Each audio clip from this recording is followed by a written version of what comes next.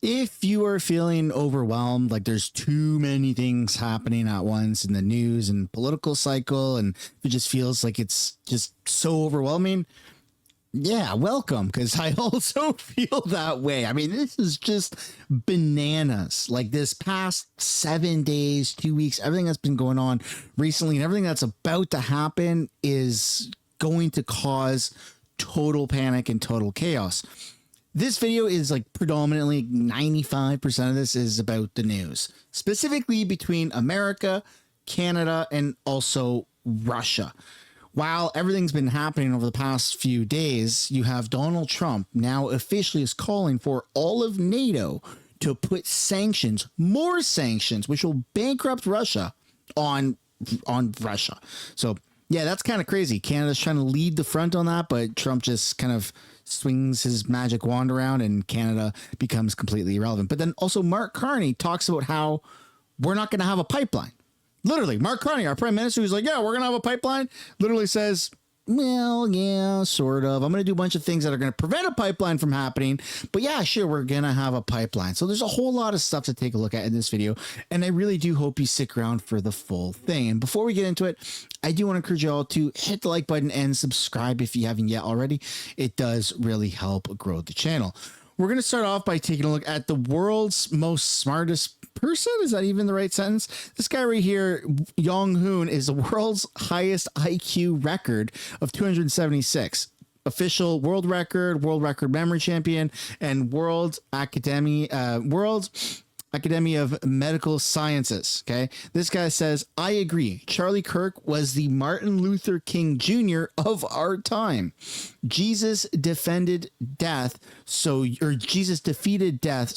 can live, says Charlie Kirk. I mean, that's quite something coming from the world's alleged most smartest person. As the world's highest IQ record holder, I am Charlie Kirk. We are all Charlie Kirk. We stand for his faith, truth, and freedom. So if the world's, highest IQ record holder could say that, I think that's something that is going to be embodied by many, many people. Also, you have Elon Musk calls for Antifa to be designated as a terrorist organization. Do you agree with Elon? Then you also have a singer, Gavin Adcock, who leads thousands of young fans to chant Charlie Kirk at his concert. Charlie Kirk! Charlie Kirk!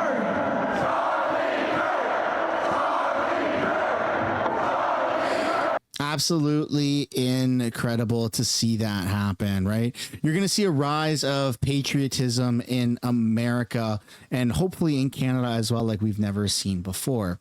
And then we got to take a look here at this very important piece of liberal propaganda where, I mean, this is from 2014. Right, just about a year ago, but this liberal MP in Canada called Pierre Poilievre an existential threat to democracy. What I'm focused on is my constituents. I'm focused on is beating Pierre Poilievre in the next federal election. He poses an existential threat to Canada's democracy, in my view.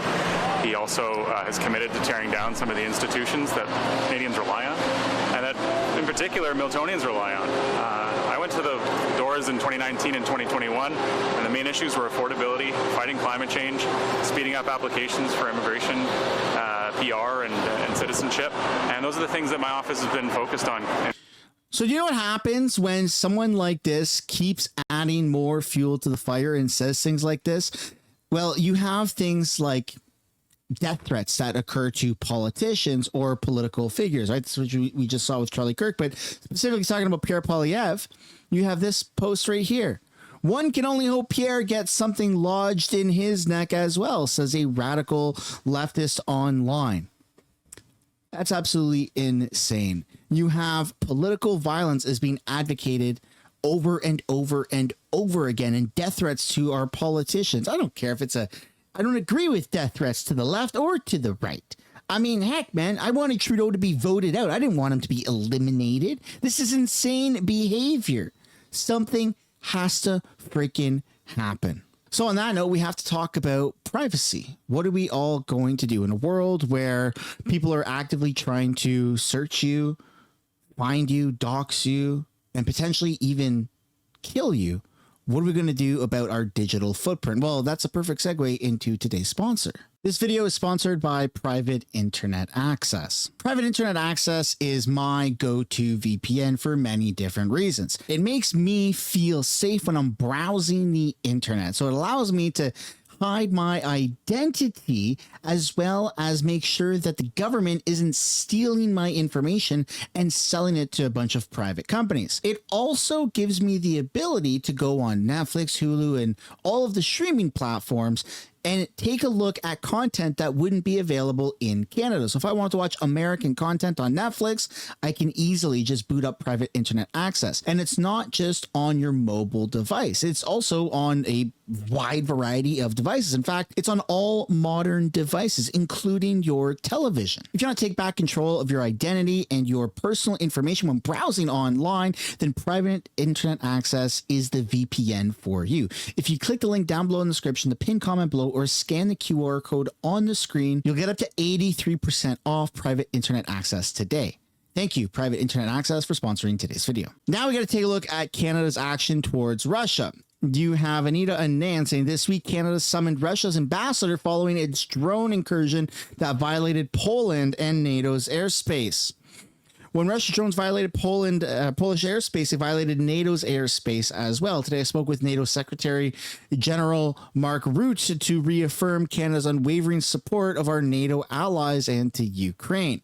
Canada welcomes NATO's Operation Eastern Sentry, which will strengthen defenses and the alliance on the eastern flank. And so where does that leave President Trump? Well, Trump is furious. So he did this to Russia. And Donald Trump is once again calling on NATO allies to impose sanctions on Russia for its war on Ukraine. In a post this morning on Truth Social, Trump writes, in part, I am ready to do major sanctions on Russia when all NATO nations have agreed and started to do the same thing, and when all NATO nations stop buying oil from Russia. He goes on to say, NATO's commitment to win has been far less than 100%, and purchase of Russian oil by some has been shocking. It greatly weakens your negotiating position and bargaining power over Russia. Trump says he is ready to go, just say when.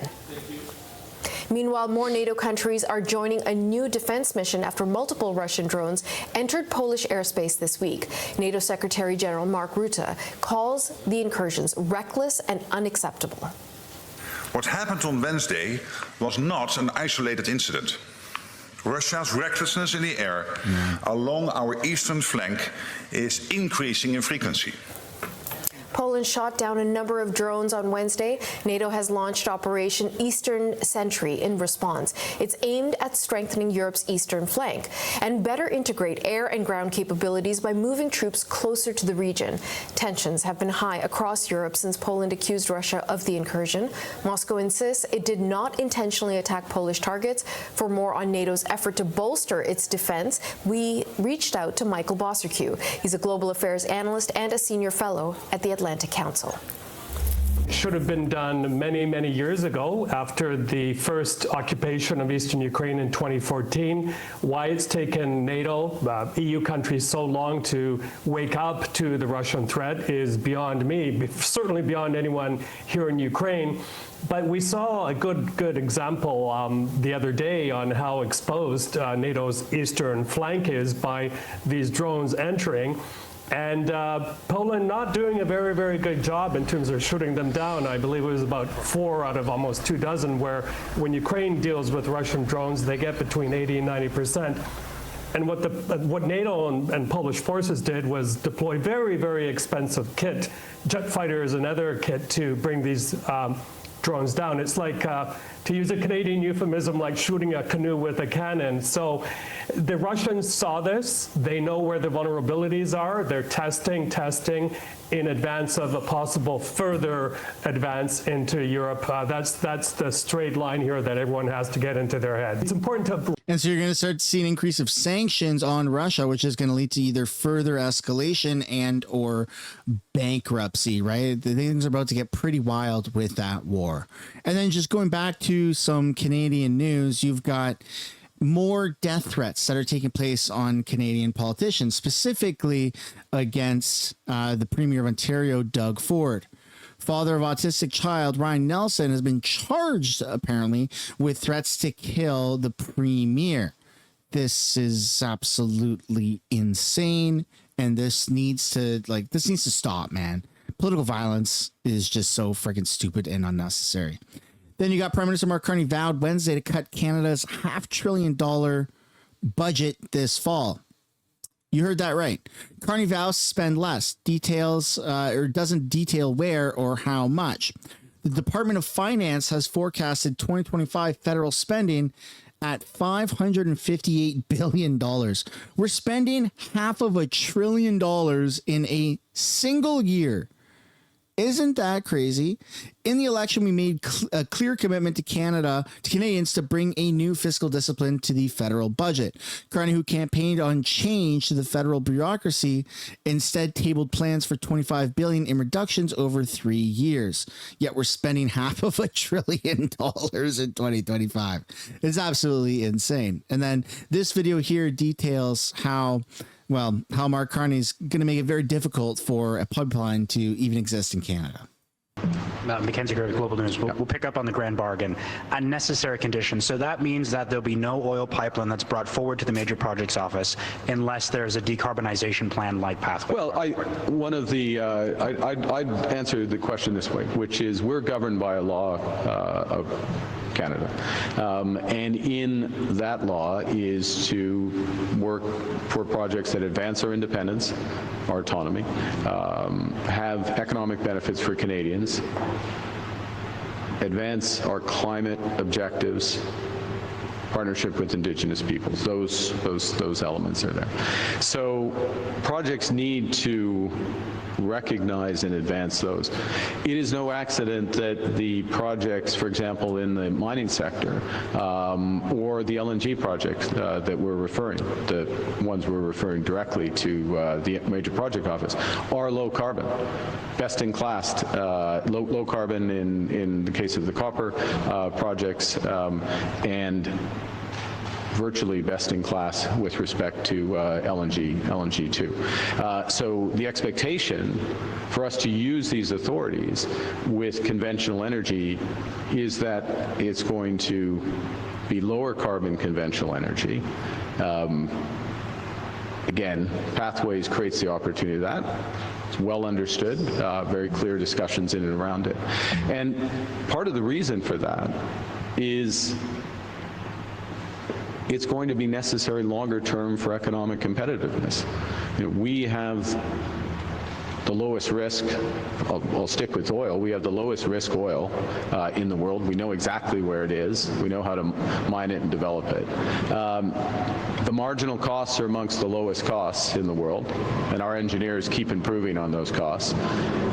We need to move towards it being one of the lowest carbon sources of oil in the world. And I think the other thing I would say, just to provide a bit of a bigger context for this, and this is something that Don and subsequent times can speak to with far more expertise, but we also have to consider how our oil is being used. So for example, our TMX oil, a portion of our TMX oil, the refining, is for naphtha, which is being used to develop the EV supply chain in Asia. So we're looking at what are the impacts, the total impacts of these projects and how they satisfy the goals of the legislation. Thank you. Thank you, sir. Next question. Amy. Okay, let me know down in the comments what you guys think of that answer. Was that satisfactory? Are you concerned at all about the future of Canada and a pipeline decarbonization? Oh my freaking goodness. We just can't seem to find ways to make money. Well, we know how to make money. We just can't seem to elect the people that are going to want us to make money and actually be a thriving country. And speaking of, Danielle Smith offers a hilarious statistic about Quebec and equalization payments. It's not funny necessarily, it's quite sad, but let's just have a look here. This is it's actually pretty funny. Never mind. We find that there are some fundamental unfairness measures that are in the equalization formula. For instance, Quebec subsidizes its electricity. And if they were to pay market rates for electricity, or even 2 cents more, Trevor has calculated that they would get $4 billion less in equalization because they'd have own source revenue. So the equalization formula rewards them for subsidizing their electricity and reducing their own income stream. And I would say as well that it has rewarded provinces for keeping their own resources in the ground. In fact, Poilievre from the Parti Québécois, when she was premier before, said that she didn't want to develop her natural gas resources because it would reduce equalization. And I think those are the reasons why we need to discuss about a new formula. It needs to be fair. Big, strong, powerful economies like Quebec and Ontario and British Columbia and Alberta should not be receiving transfers from smaller jurisdictions. We find that So there you go. The headline of this post says, if Quebec were to pay market rates for electricity, even 2 cents more, they would result in $4 billion less in equalization. And I think that this is an accumulation, like a compounding effect that has led to why Albertans are so ready to separate, is because of that, right? They are just fed up with paying the bill for other provinces. Alberta doesn't even get to keep most of the money that they make. It goes and gets distributed to the rest of the country. That's sad. And I can totally understand and empathize with Albertans why they would feel that way. It's pretty annoying. If I was in Alberta, born, or if I was living there in Alberta, which I know I said I would move there. Still working on it, man. Takes a little bit of time. Got a family. Gotta make some moves. Gotta take a little bit of time before I can do something like that. So when I'm an Albertan, I'll join the list of people that'll be a little bit pissed off with the federal government.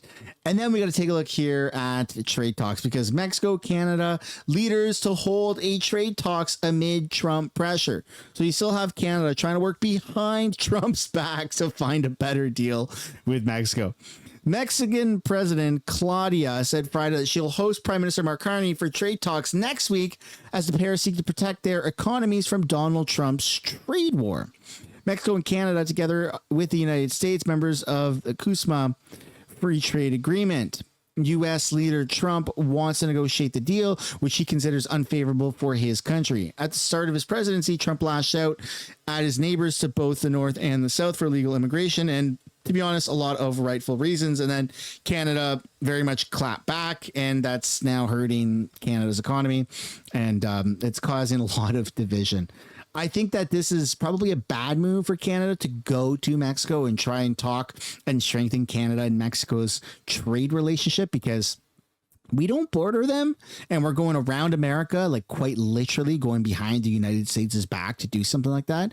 And I just think that that's a bad deal. We should be looking at removing all of the tariffs off of America and giving Trump, a little bit more leeway to do what he wants to do in Canada. So joint military bases would be a phenomenal one. Bringing in American cell phone provider companies and services into Canada, American banks into Canada. And that would only bring down costs for you and I, because it'd provide more competition. Like, there's so many things that can and should be done for allowing America to come into Canada a little bit more. And then all of a sudden, all these tariffs would be removed, right? It's that quite literally that simple. But again, elbows are up so high that it's just not allowing the blood circulation to flow to the brain properly for liberals. That's the video, folks. I'd love to know where you guys stand on the topics that have been brought up, but specifically going back to the threat against Pierre Poilievre, or the sanctions that NATO is putting on Russia. Let me know where you guys stand on that one. Thanks for watching. Don't forget to like and subscribe, and I'll see you in another one. Bye for now.